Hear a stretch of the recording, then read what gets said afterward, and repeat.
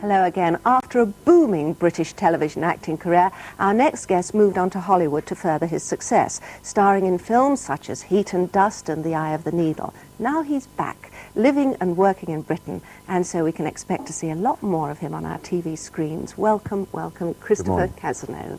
You know Una, don't you? Indeed, yes, of course. Now, Christopher, tell me, what lured you to Hollywood?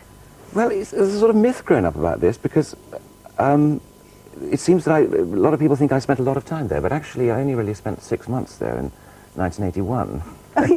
Everybody thinks you went there for a long time. I know, it's very strange. And once it's been written down that one was there, I mean, I saw a quote the other day saying I was there for 3 years, but it was actually in 6 months. What did you go over for? Well, I went over initially to America. I did a play on Broadway, yes, which was slightly short-lived. And then a year later I went over because Eye of the Needle, in fact, which was made here, yes, was opening. And stayed on a bit and did a couple of jobs over there. Yes. And then I think actually Heat and Dust, which in fact was cast out of England, although I met them in America, yeah, was off to India. And since then I've really been back here. But you've been working now on a very, very expensive production, haven't you? Yes, I finished my part of a thing called Jenny's War.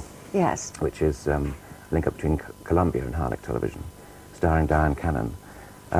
Is it true that it's a $5 million production? I don't know. They didn't really discuss the finance with the actors. That's what everybody's saying. But I believe it is very expensive, I think, and we've been having a very funny time, really, up in near Ollerton, in a camp which has been transformed into a prisoner of war camp. Yes. You've been working with Nigel Hawthorne? Yes, wonderful. Oh, isn't he lovely? Oh, he's a Give darling. him my love. Yes. And just tell us quickly what the story is. Well, very briefly, it's all based on a true story. It's of a woman during the war, early years of the war. Her son has been shot down. He's a bomb pilot.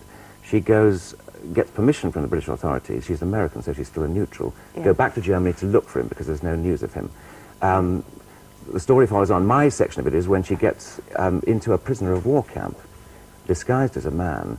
And it's kind of our job in the escape committee, so-called, to keep her hidden, and then, in fact, to get her out and escape, which she did, and got back to England. And is this going to be a series or a Well, it's a 4 hour? hours, so I think it's sort of 2 hours one night and 2 hours another, I think. It sounds as though it's going to be very exciting indeed. Everybody will be glued to their screens.